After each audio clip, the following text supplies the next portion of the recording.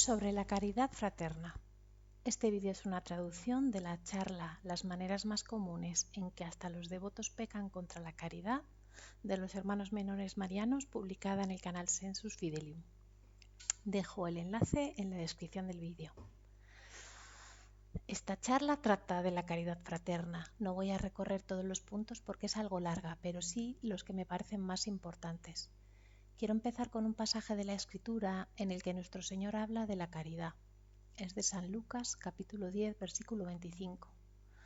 Y he aquí que cierto doctor de la ley se levantó para tentarle y le dijo: Maestro, ¿qué he de hacer para poseer la vida eterna?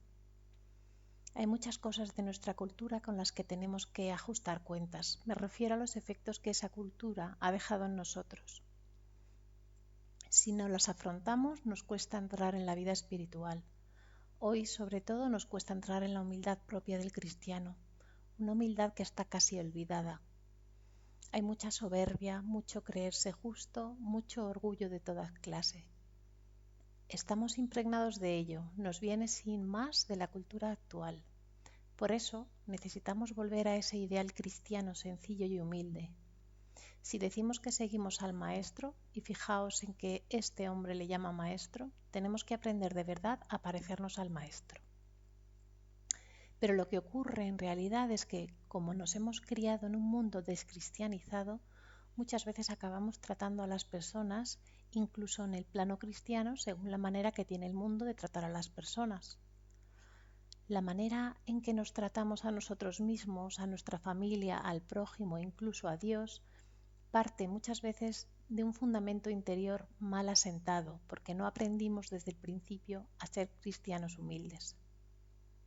Muchos hemos tenido que volver después de toda una vida de ser cristianos sin saber apenas nada y ponernos a ordenarlo todo por nuestra cuenta. Hablo por teléfono con muchos de vosotros, vais al párroco, el párroco os dice algo, lo ponéis en práctica y os dais cuenta de que lo habéis hecho todo mal. Es frecuente y es una lástima. No se trata de ir apaleando a los sacerdotes por ello, pero tampoco de usar la caridad fraterna como excusa. Muchos recibieron mala formación, hoy viven desbordados, no tienen tiempo para rezar. Eso significa que falta algo. Si nos limitamos a seguir las normas de la cultura, incluso las que hay dentro de la Iglesia actual, muchas veces acabamos afrontando las cosas y respondiendo a ellas equivocadamente. ¿Y cómo se supera esto? Porque cuando alguien hace algo mal pero está convencido de que tiene razón, ahí asoma el orgullo, no la pequeñez ni la humildad cristiana. Y cuando alguien cree que tiene razón, poco se puede hacer porque el orgulloso no admite corrección. Contra el orgullo no se puede ir de frente, a veces solo queda apartarse y dejar que a la persona se le pase. Lo que sí debemos hacer nosotros es examinarnos y darnos cuenta de cuando no estamos a la altura del ideal del Maestro, de nuestro Señor, Príncipe de la paz y de la humildad. Ayuda mucho conocer nuestra cultura, saber dónde estamos y cómo se presentan las cosas. San Buenaventura habla de salir de uno mismo, mirarse desde fuera, ver los cambios que hay que hacer y volver a entrar en uno mismo para hacerlos. Esto sucede meditando, pero si no meditáis poco se puede hacer. Os quedáis en escuchar charlas y llevar puesto un escapulario. Necesitamos dedicar tiempo a crecer espiritualmente en intimidad con nuestro Señor. Alguno dirá: Padre, mi oración es árida. ¿Y qué? No importa que la oración sea árida, se va y se reza igual. Pasamos tiempo a solas con nuestro Señor, haya sequedad o no la haya. Nadie abandona a su marido o a su mujer solo porque sus conversaciones no sean gran cosa. Uno piensa: nuestras conversaciones no son las mejores y sigue adelante. Aunque hoy es un mal ejemplo porque todo el mundo abandona a su marido y a su mujer. Otra vez la cultura en la que vivimos. Pero hay que vencer esto. ¿Por qué?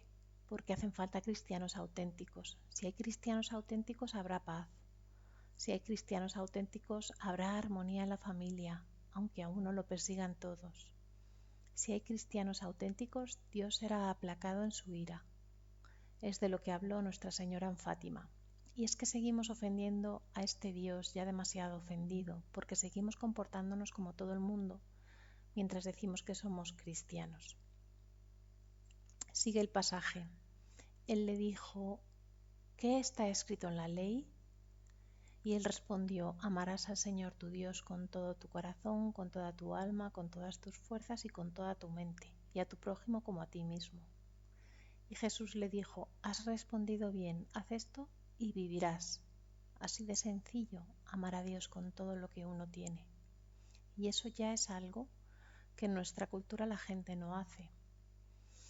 Hay quien me pregunta: ¿pero cómo?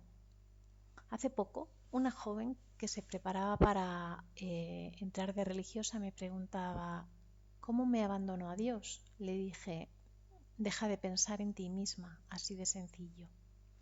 Lo que pasa es que no podemos dejar de ponernos en el centro de todo, de pensar continuamente en nosotros mismos y de darle vueltas a todo en torno a nosotros. Si pudiéramos sencillamente amar a Dios con todo el corazón, la mente, el alma y las fuerzas, y al prójimo como a nosotros mismos, todo estaría en su sitio. Haz esto y vivirás.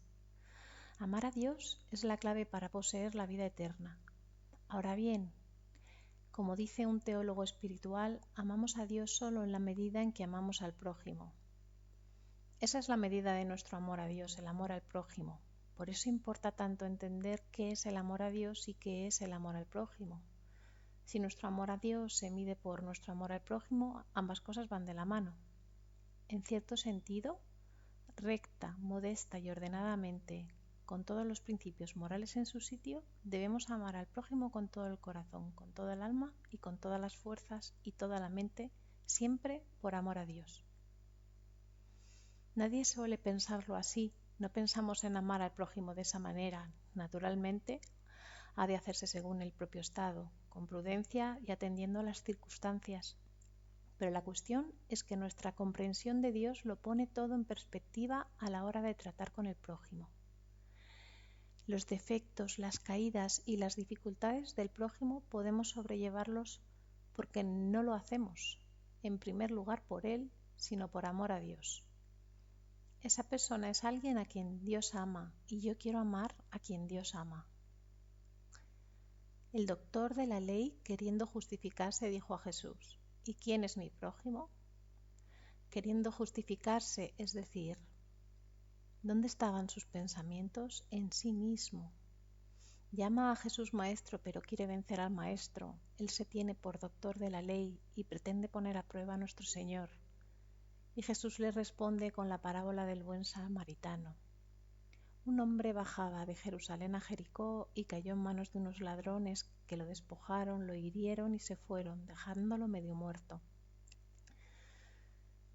Jerusalén está en lo alto, Jericó abajo. Si aplicamos aquí la caridad a este hombre, puede representar a nuestro prójimo. Nuestro prójimo ha dejado la vida de virtud, ha bajado de Jerusalén a Jericó, ha pasado de lo alto a lo bajo, del camino del cielo al camino del infierno, de la virtud al vicio, del favor al desfavor. De sernos querido a resultarnos molesto. Ha quedado despojado de todo aquello que antes nos agradaba de él, herido por desacuerdos y malentendidos y medio muerto.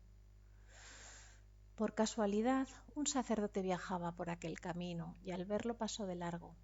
Igualmente un levita, al llegar cerca del lugar y verlo, pasó de largo. Pero un samaritano que iba de camino se acercó a él y al verlo se movió a compasión. Le vendó las heridas, echó en ellas aceite y vino, lo montó en su propia cabalgadura, lo llevó a una posada y cuidó de él. Al día siguiente sacó 2 denarios, se los dio al posadero y le dijo: cuida de él, y lo que gastes de más te lo pagaré a mi vuelta. Fijaos el samaritano, no piensa en sí mismo, no tiene nada que ganar. Un judío era enemigo de los samaritanos. ¿Por qué hace entonces todo esto? Porque aquel hombre lo necesitaba. Actúa fuera de sí mismo y ahí está el amor. No hay razón humana alguna para que se detenga, pero lo hace por amor. Con desinterés. El sacerdote y el levita, en cambio, van diciéndose que tienen que llegar a algún sitio, que tienen algo pendiente, que alguien los espera, que a lo mejor es peligroso. Encuentran motivos para no pararse. El otro, sin pensar en sí mismo, lo cuida. El desinterés personal es la clave del amor. Si uno busca algo a cambio, ya no está en el amor puro. Es lo mismo que dice nuestro Señor sobre el banquete. No invitéis a los ricos, a los amigos y a los vecinos que pueden devolveros el favor, sino a los pobres que no pueden pagároslo. ¿Cuál de estos tres te parece que fue prójimo del que cayó en manos de los ladrones? Él respondió: el que tuvo misericordia de él. Y Jesús le dijo: ve y haz tú lo mismo. Nuestro amor a Dios solo es tan grande como nuestro amor al prójimo. Por eso puede decirse que el amor al prójimo, recta y moralmente ordenado, ha de ser con todo el corazón, con toda el alma, con todas las fuerzas y con toda la mente, por amor a Dios. Benigar explica que la caridad hacia el prójimo debe asemejarse a la caridad hacia uno mismo y señala sus propiedades principales. Debe ser santa, justa, desinteresada de la propia utilidad. Debe ser constante y universal. Primero, santa. Aquí no se habla de afecto mutuo, ni de compenetración, ni del gusto que da tratar con ciertas personas. Se habla de santidad. Y ese desinterés no consiste en cargarlo todo sobre la amistad humana. Los religiosos no buscamos simplemente tener amistades agradables, buscamos ser cristianos. Por eso, cuando encontramos a otros cristianos o a cualquier persona que pueda ser nuestro prójimo, y prójimo es cualquiera que pueda salvarse, estamos disponibles para ella como lo estaríamos para cualquier otra. Hay ciertamente un deber particular con la propia familia, pero aún así todos somos familia en Cristo. Ya lo dijo nuestro Señor: ¿quién es mi madre y quiénes son mis hermanos? Los que hacen la voluntad de mi Padre. El amor al prójimo es santo cuando se ama al prójimo por amor a Dios. Por eso, el amor honesto al prójimo, por un motivo recto y moral, nunca es malo. Más aún, está mandado por Dios. Todo lo que queráis que los hombres hagan con vosotros, hacedlo también vosotros con ellos. Ese amor es moralmente bueno y puede hacerse sobrenatural si procede de la gracia y se ejerce por un motivo sobrenatural. Sin embargo, ese amor no basta todavía para el precepto de la caridad como virtud teologal. El amor al prójimo, que es virtud teologal, procede de un corazón puro. Y un corazón puro significa amar al hombre según Dios. También a nosotros mismos debemos amarnos de esta manera, para que no hierre la regla: amarás a tu prójimo como a ti mismo. ¿Veis por qué la tentación quiere sembrar enemistad entre cristianos? ¿Veis por qué la tentación quiere que uno se critique y se odie a sí mismo? Es verdad que en la vida espiritual debemos despreciarnos a nosotros mismos, pero eso hay que entenderlo bien, no significa machacarse por dentro. A muchos, sobre todo en la cultura moderna, despreciarse a sí mismo les suena a hacerse daño. Y no es eso. Tenerse por nada, considerarse indigno, son palabras duras para nosotros y deben entenderse en Dios. Significan que yo no me he creado a mí mismo, que no soy el objeto de mi felicidad, que nada puedo hacer verdaderamente por mí mismo, que el fin de mi existencia no está en mí. Mi valor no procede de mí. El único valor que hay en mí me ha sido dado y procede de Dios. En mí mismo soy polvo. Ahora estoy vivo, pero un día seré polvo. No van a levantarme una estatua en ninguna plaza, volveré al polvo. Pero en Dios podemos ser grandes. Y al hablar de despreciarnos a nosotros mismos, hay que entender también lo contrario. Si esas palabras nos hieren hasta hacernos pensar que no valemos nada en absoluto, lo hemos entendido mal. Somos un alma, y si estás en gracia santificante, vales más que todo el universo material, porque tienes un alma eterna y te ha creado Dios. Dios, que existe desde siempre, te ha tenido siempre en su mente, y la prueba es que existes. Dios no obra nada de un momento a otro, es acto puro. Te ha tenido en su mente desde toda la eternidad.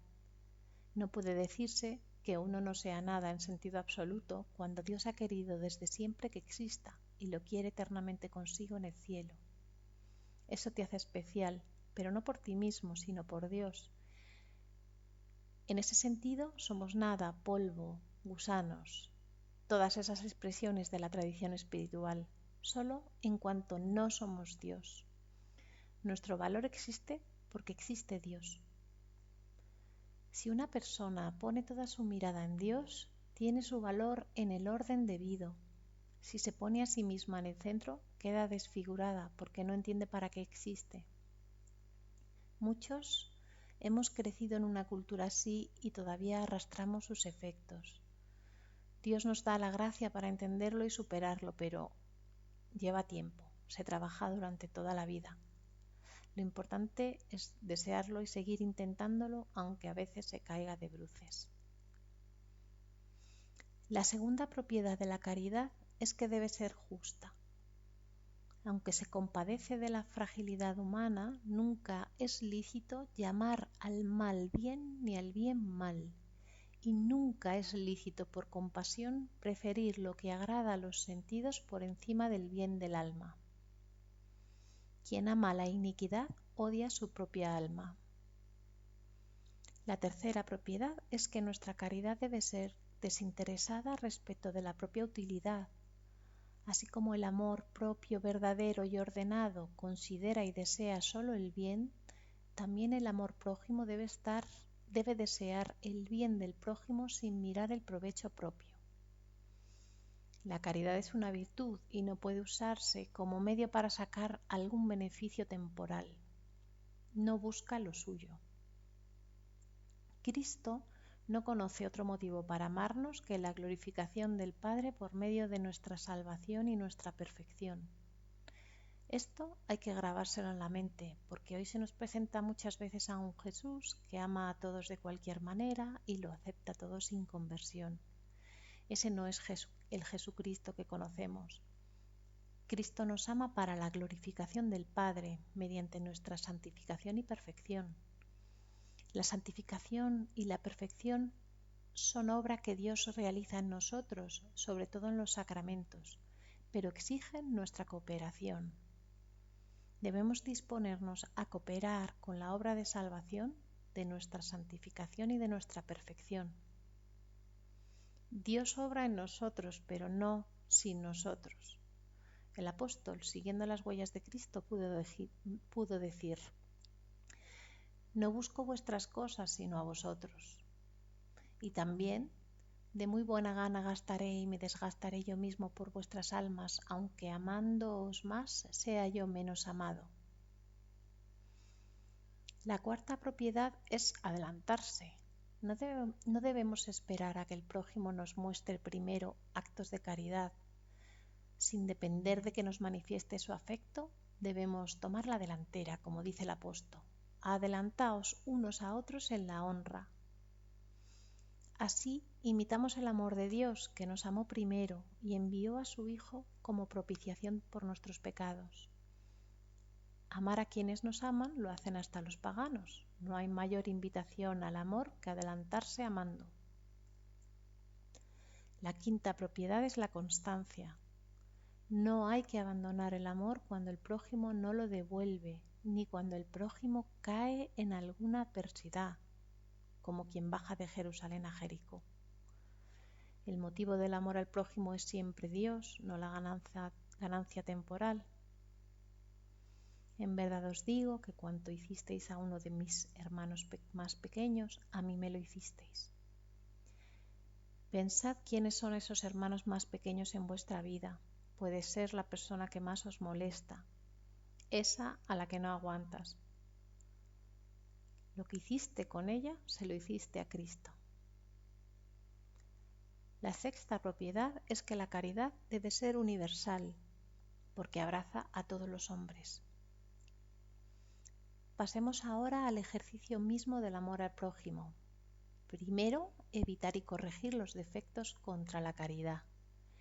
No hablamos aquí de pecados graves contra la caridad, sino de defectos que se dan incluso entre personas piadosas.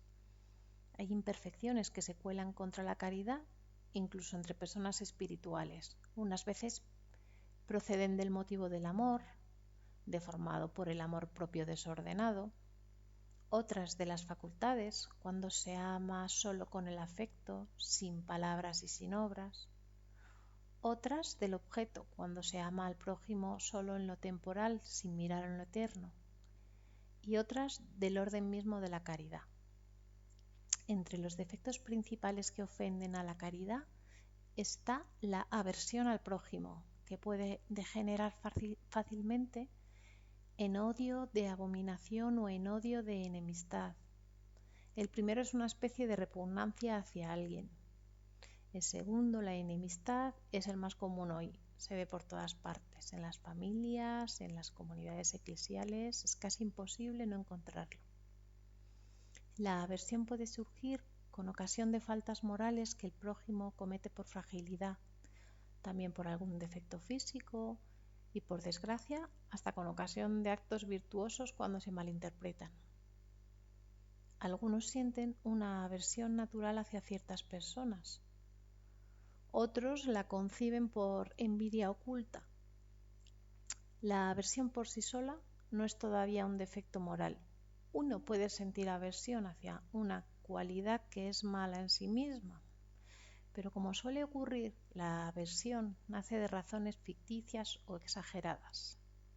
Dice San Juan: quien odia a su hermano está en tinieblas, camina en tinieblas y no sabe a dónde va, porque las tinieblas le han cegado los ojos. Esto es lo que pasa con las tentaciones. Cuando una tentación se apodera de alguien, parece que ya no puede recordar el tiempo anterior a la tentación. Si uno no aparta esos pensamientos, cae. La tentación se convierte en lo único que ve, aunque no sea realidad. Uno se queda clavado en ella y lo lleva donde quiere. Así funciona también la enemistad y la desunión. Se arrojan pensamientos a la mente y si uno los sigue, cae. ¿Quién los identifica? ¿Quién los espanta? Lo corriente es que la gente se aferre a esos pensamientos, los siga y acabe cayendo de bruces. Vuelvo un momento a lo de despreciarse a uno mismo, porque cuando pensamos en el valor que tenemos en la mente de Dios hay algo muy hermoso. Todos buscamos gloria, honor y riquezas. Es lo que mueve a la gente en el mundo, pero no es malo en sí mismo, es malo si se busca en el plano meramente natural. En el plano sobrenatural llevamos inscrito en el alma buscar la gloria, el honor y las riquezas. Las riquezas son el mérito eterno, la gloria y el honor miran a Dios y Dios nos glorifica cuando le glorificamos a Él. Hay que poner cada cosa en su sitio. No se trata de un optimismo ingenuo, sino de poner las cosas en su verdadera realidad. Tenemos una realidad sensible, lo que vemos, tocamos y sentimos, pero la naturaleza caída nos la hace percibir deformada. La realidad verdadera es la que está en la mente de Dios. La gloria, el honor y las riquezas pertenecen a esa realidad verdadera. Lo que ocurre es que por la naturaleza caída nos atraen del revés, en el plano natural. Y entonces decimos: no quiero ser rico, no quiero honores, no quiero que nadie piense en mí. No es eso. De lo que se trata es de enderezarlo, de que el honor, la gloria y las riquezas miren a Dios y no a uno mismo. Volvamos al ejercicio del amor al prójimo. Este defecto de la aversión nace de la pereza espiritual, porque no se consideran los verdaderos motivos del amor sobrenatural. San Juan lo reprende: si alguno dice amo a Dios y odia a su hermano, es un mentiroso, pues quien no ama a su hermano, a quien ve, ¿cómo puede amar a Dios a quien no ve?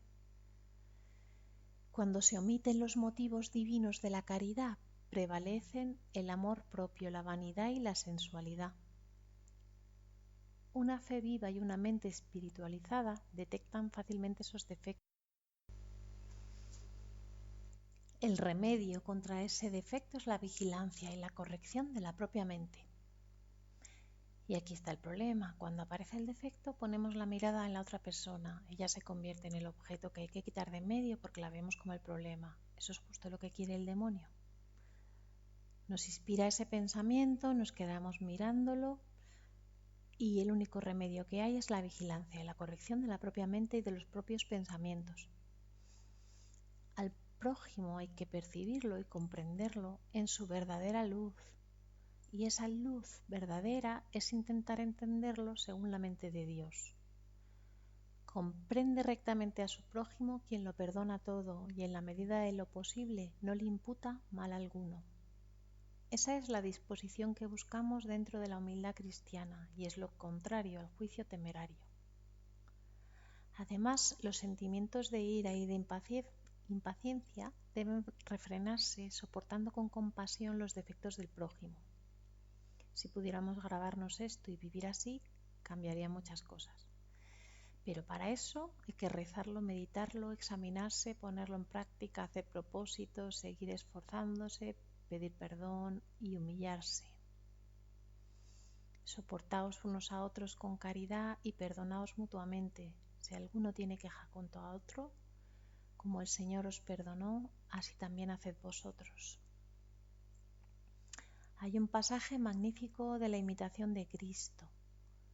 Lo que el hombre no puede enmendar en sí mismo o en los demás, debe soportarlo con paciencia hasta que Dios disponga otra cosa. Piensa que quizá sea mejor así para tu prueba y tu paciencia, sin las cuales nuestros méritos poco pesan. Dios permite las dificultades para que venzamos algo que hay en nosotros, y muchas veces solo mediante la adversidad se vencen esas dificultades. Y sigue: esfuérzate en soportar con paciencia los defectos y flaquezas de los demás, porque también tú tienes muchas cosas que los demás han de soportar. Si no consigues hacerte a ti mismo como quisieras, ¿cómo pretendes tener a otro a tu gusto? Queremos que los demás sean perfectos y no enmendamos nuestros propios defectos. Queremos que a los demás se les corrija con rigor y no queremos ser corregidos nosotros. Nos molesta la ancha libertad que se concede a los otros, pero no toleramos que se nos niegue nada de lo que pedimos. Queremos que a los demás los sujeten las normas y no soportamos que nos aprieten a nosotros. Así queda claro que pocas veces consideramos al prójimo como a nosotros mismos. La benevolencia sobrenatural sincera inspira, además, rezar por el prójimo. La oración debilita el sentimiento de aversión, porque en ella reconocemos más fácilmente que la raíz de la aversión es nuestro amor propio. Por la oración descubrimos que el problema no es la persona a la que señalamos con el dedo, somos nosotros. La benevolencia inspira también a hablar solamente bien de las personas menos agradables. Hablar bien de ellas, tratarlas con humanidad, saludarlas con amabilidad, reírle las gracias, hacer su voluntad en lo posible y adelantarse a sus deseos. Casi suena a ponerse a su servicio. Los santos trataban con mayor benevolencia precisamente a las personas menos agradables. Buscaban a la más difícil y era a ella a quien más benevolencia mostraban. Pasemos al juicio temerario y a las sospechas infundadas. Cuando dejamos entrar esos pensamientos de tentación, caemos fácilmente en esto. Es frecuente y cuesta tiempo superarlo. Vivimos en medio del mundo, muchas veces como en un torbellino. Quien está en casa con los hijos lleva 1000 cosas encima, quien trabaja tiene que atravesar por mucho caos, hacer la compra, lidiar con todo. Ese caos, en ese medio de ese caos es difícil mantenerse recogido. Podemos caer con facilidad, pero también con la gracia podemos superarlo. Nunca hay que darse por vencido en esta materia. Los juicios temerarios y las sospechas infundadas tienen su raíz en la observación superficial de las apariencias externas de los demás. Por eso se atribuyen malas intenciones a los otros, o se extienden los defectos de una persona a toda una clase social o a una nación. Algunos, por temperamento melancólico, tienen propensión a alimentar tales pensamientos. Otros han sufrido alguna adversidad que los inclina a juzgar así. Otros se dejan llevar por la envidia, la avaricia o el orgullo, que nublan la claridad del juicio. Y eso describe muy bien lo que pasa cuando seguimos las tentaciones. Se nos nubla el juicio. Por eso hay que contener la lengua. No tenemos claridad suficiente para sentenciar. Los santos, especialmente algunos padres orientales, hablan con mucha dureza del juicio temerario. Dice el sabio inspirado: el necio, cuando va de camino, como es necio, tiene a todos los demás por necios. Hasta quienes se tienen por espirituales caen en este defecto, juzgando a los demás según criterios subjetivos. Según San Máximo el Confesor, esas personas no han puesto todavía el fundamento de la penitencia, que consiste en mortificar los pensamientos, las críticas y las ofensas, reales o imaginarias. Porque a veces nos ofendemos cuando en realidad no ha pasado nada, solo hubo un malentendido. Los hombres verdaderamente espirituales aborrecen toda forma de murmuración y de calumnia, incluso en el pensamiento. Esto es una advertencia para todos, porque nos hemos convertido en una sociedad de murmuración. Y es difícil de ver porque muchas veces no queremos herir a nadie. Se dice: pero si es verdad, ¿y qué? No todo lo verdadero hay que andar diciéndolo. Nuestra cultura nos ha formado en esto. Muchas noticias no son noticias, son calumnias. Hasta en algunos blogs católicos y comentarios se publican cosas terribles, incluso sobre el Papa. Luego resulta que no eran ciertas, pero nadie repara el daño hecho. Los verdaderamente espirituales aborrecen toda forma de murmuración y calumnia, incluso en el pensamiento, y se examinan con severidad. Se preguntan: ¿hay razones verdaderas para pensar algo así de esta persona? ¿Hay un motivo real? Pasemos ahora al ejercicio positivo del amor al prójimo. El ejercicio positivo de la caridad hacia el prójimo abarca a la persona entera, el corazón, las palabras y las obras, el afecto, el habla y los hechos. Al prójimo hay que amarlo ante todo con el afecto, es decir, con actos interiores, y eso se hace pensando bien de él. Dice el apóstol: la caridad no piensa mal. Aunque los defectos del prójimo salten a la vista, no hay que juzgar mala a ninguna persona. En lo posible hay que excusarla, como hizo San Pedro con quienes mataron a Cristo. Decidme si alguien de vuestro barrio, del trabajo, de vuestra familia, ha hecho algo peor que aquello. San Pedro dijo a quienes crucificaron a Cristo: sé, hermanos, que obrasteis por ignorancia. Los había oído gritar: crucifícale, y aún así les dijo: sé que obrasteis por ignorancia. Quien se mueve por la caridad piensa que las malas obras del prójimo son muchas veces consecuencia del temperamento, de la educación o de las circunstancias. No se trata de inventar excusas, sino de considerar realidades posibles. La gente no suele querer el mal por el mal. Incluso cuando obra mal, busca torcidamente algún bien. Las personas buenas, sobre todo, no andan queriendo hacer el mal todo el tiempo. Por eso no hay que imputarles el mal a la ligera. Si las obras no pueden excusarse, excúsese al menos la intención. Llega la hora en que quien os mate creerá que da culto a Dios. O atribúyase la mala obra a la ignorancia, según el ejemplo de nuestro Señor: Padre, perdónalos porque no saben lo que hacen.